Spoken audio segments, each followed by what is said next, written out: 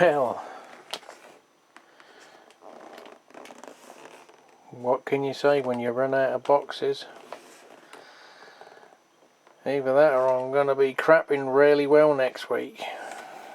But hopefully it's got a truck in there.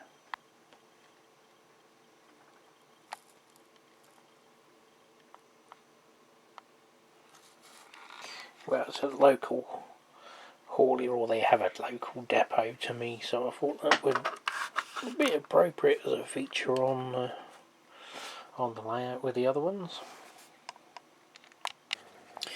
Well, I normally say never bid on a Sunday, but in this case I thought, well, it seems a little bit slack, I'll have a go. I put one bid in, was not expecting to win it, not on a Sunday when it's silly season, but let's cut back. Oh, yeah, Sunday bidding, I don't normally do it because, you know, it's silly season. So I put the one bid in and was expecting, you know, be out of bid straight away or not win. Someone else come in the last second with faster broadband than me, you know how it works. I've been after a 101, which is a model class. And they haven't really been forthcoming. Well, they have, but, you know, they're all going in 3 figures.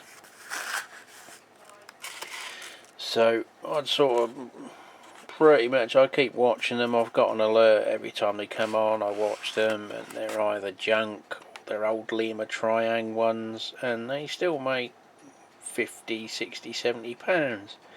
And then I've got to convert them on top. And obviously the digital ones like this usually get advertised at £120 for a starting bid. And in fact, one exactly the same as this ended Sunday evening at £127, I think it was. So I certainly didn't expect to get this one for £83. And it's also got fitted with a DCC chip in each one to obviously control the lighting and motor, and the dummy end just obviously the lighting. Obviously I presume you sync them together at the same number, but it was fitted with, I think, a standard Hornby 8-pin and a DCC Concepts Zen Black decoder.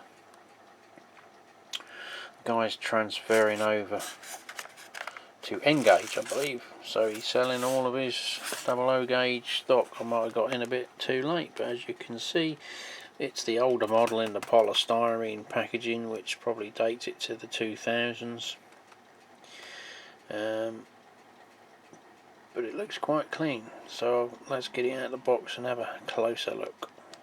So nothing too major with it. The dummy car does seem to be a little bit on the light side. It has had some additional weight put on it, as you can see there, but it does still feel a little bit light.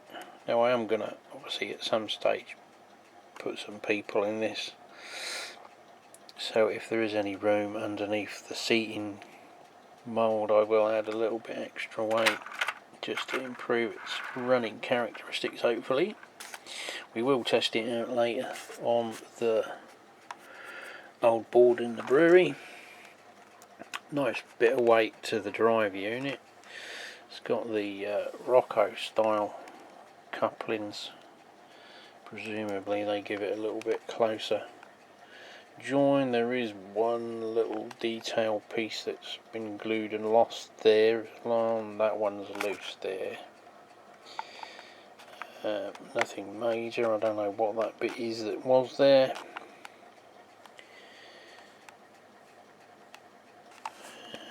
The glazing seems to have got pushed in a little bit there, but again, obviously I'll be lifting the body, so it's not a major issue. You know, I wouldn't have paid, you know, what I would say is the going rate for them. I've got it below that, so I'm not too fussed about having to sort out a bit of cab glazing, as long as it doesn't run like a bag of bolts. It doesn't look too bad. It's not scratched and scuffed. In fact, it's got a better finish than most modern Hornbys. Well, that's not hard, but yeah, as long as she runs okay, I don't think that's too bad a price for a chipped BACHMANN model. So that's about it for this week. I don't think there's been much on the horizon on eBay or anywhere else. We are obviously trying to move forward with the repairs that I've posted over the previous weeks, depending on when this one comes up. But yeah, we'll catch you in the next segment. Well, another little acquisition this week is this strange little contraption as I wash out in the sunlight. An adjustable ball head that unscrews, and you've got a 1/4" thread for a camera mount. That's industry standard as well fitting. It is one of these. You can use it for a camera or LED light. I bought it for my webcam for when we're doing zooms and other things. I've been meaning to get one for absolutely ages because I have it up there, it's pointing down, but with this I can bolt it to the back of the table or the front and have the camera at sort of face height as opposed to sort of looking up in the air. But it's also handy obviously to screw on your layout and direct the camera across, and it's height adjustable. It's 2 foot fully extended, goes down, nice sort of reasonable size tubing, not bad quality, $12.99 shipped. But moving on, we have another acquisition. Well, that's just a generic picture, but yeah, DC Sound, earlier one, but not bad price for a sound fitted loco on eBay. Just a quick overview, it is in fairly good nick. Looking at the box, I think it was 2014, so she's not a youngster, but it's not done a lot of work. It's in pretty good nick. We will give it a sesh on the track. Obviously it will be a V3, I guess, sound decoder. The only disadvantage with those, they're a bit basic, but then all you need is the noise, isn't it? You don't need all the bells and whistles really. Disadvantage, 100 ohm speakers, so they're very hard to upgrade the speakers because of the resistance. Don't know why they done it back then, but detail pack's not even been opened, so I haven't tested it yet. So when we see it on track, it will be the first outing.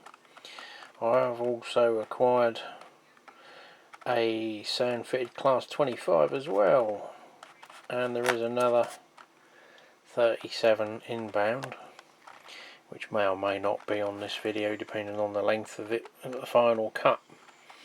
But it was my sort of answer to the expensive new BACHMANN. I wanted some more 37s, but I weren't going to empty my bank balance and pay BACHMANN's new price. I'm quite happy with the older one, although this is an early one. It's got the sprung buffers, and you know, once it's gone round the corner you don't see it anyway, do you? You can't look at it all the way around. Coal sector as well, which I haven't got any yet. Still got to track down some sensibly priced MGRs, which is a bit of a task.